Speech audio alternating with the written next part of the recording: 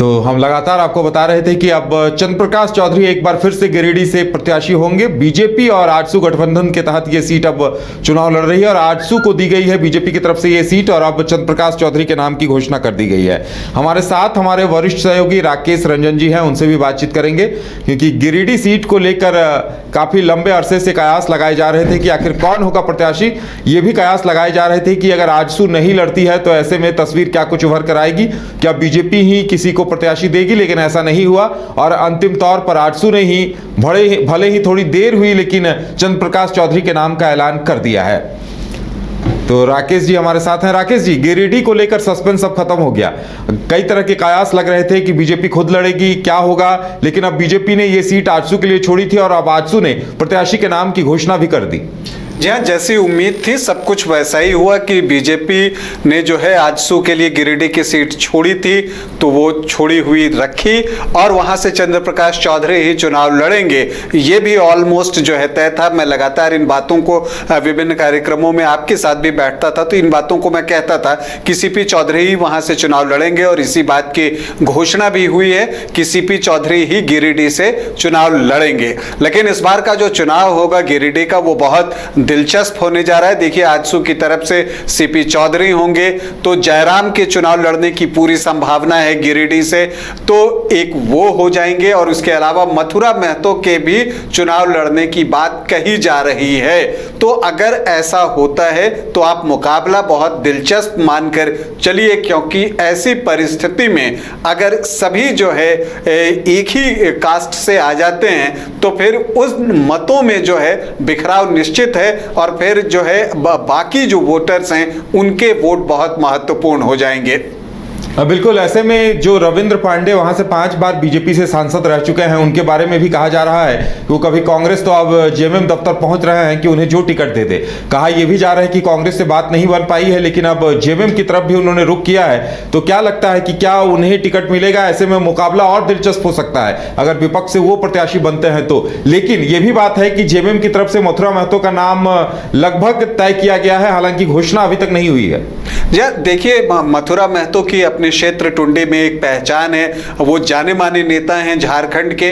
तो जेएमएम के साथ ये परेशानी भी है कि वो पुराने नेता को छोड़कर नए नेता की तरफ अगर जाते हैं तो एक संदेश ये भी जाएगा। चूंकि देखिए, अब ओबीसी वर्ग को लेकर एक अलग तरह की बातचीत राष्ट्रीय फलक पर भी हो रही है।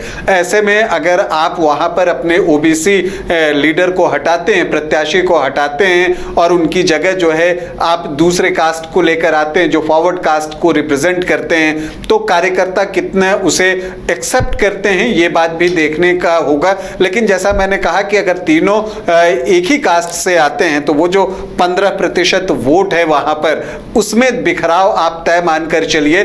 लेकिन एक बात है कि चंद्र प्रकाश चौधरी एक मजबूत जो है वो कैंडिडेट है और पिछली बार जो है उन्होंने लगभग 2.5 लाख मतों से जीत हासिल की थी और शिकस्त किसे दी थी? जगन्नाथ महतो को, जो कि खुद जो है बड़े लीडर थे, लेकिन उनको भी सीपी चौधरी ने बिल्कुल एक तरफे मुकाबले में 2,48,000 से ज्यादा मतों से पराजित किया था। यहां तक कि डुमरी में भी वो जगन्नाथ महतो से लीड कर गए थे और ये बात जो है एक महत्वपूर्ण है और वो भी 37,000 से ज्यादा वोटों से डुमरी में लीड कर गए थे सीपी चौधरी। तो इससे लगता है कि उनकी भी एक पैठ है और वो जो पैठ है वो सिर्फ कास्ट भर सीमित नहीं है, वो उससे बाहर भी है। क्योंकि अगर उनके कुल मतों को आप देखें तो जो पिछली बार मत हासिल किए थे सीपी चौधरी ने वो 6,46,864 वोट जो है उन्होंने हासिल किए थे, मतलब ऑलमोस्ट 6.5 लाख वोट उन्हें मिले थे, जबकि